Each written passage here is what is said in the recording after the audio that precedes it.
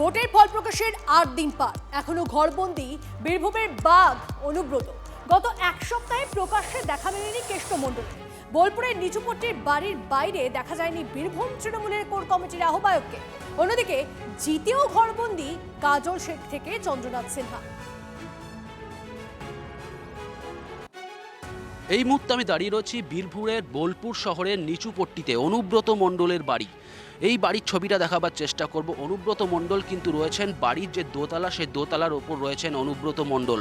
কার্যত তিনি নিজেকে গৃহবন্দী করে নিয়েছেন। তৃণমূল কংগ্রেসে পরাজয় হয়েছে, তারপর থেকে একের পর এক তৃণমূল নেতাদের দেখা যাচ্ছে কার্যত এইভাবে গৃহবন্দী অবস্থায় থাকতে।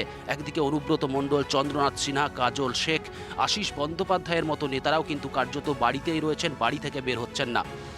একাধিক জায়গায় কর্মীরা অভিযোগ করছেন যে তারা নেতাদের পাচ্ছেন না, কিন্তু চন্দ্রনাথ সিনহা বা অনুব্রত মণ্ডল তারা কেউ বাড়ি থেকে বের হচ্ছেন না। কিসের ভয়, নাকি কী জন্য বের হচ্ছেন না, সেই প্রশ্ন খুঁজছে কিন্তু আমরা এসেছিলাম এই নিচুপট্টির বাড়িতে।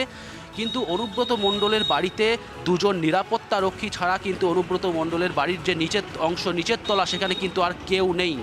অনুব্রত মণ্ডলও কিন্তু এই বাড়ির মধ্যে নেই, সেই ছবি কিন্তু একেবারে স্পষ্ট হয়ে যাচ্ছে।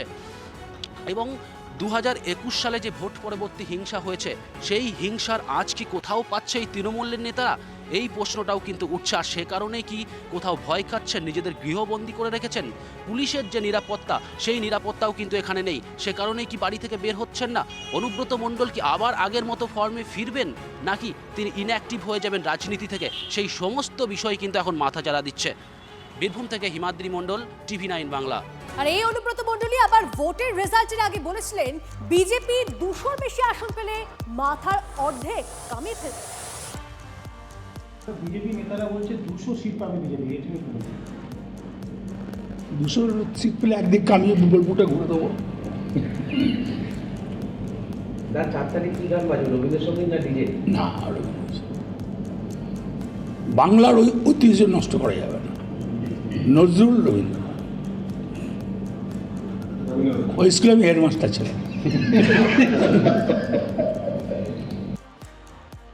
কেউ যদি ঘর থেকে না বেরোয় তার দায়িত্ব আমাদের নয়, কিন্তু ঘরে তিনি শান্তিতে থাকতে পারবেন, এটা বলতে পারি।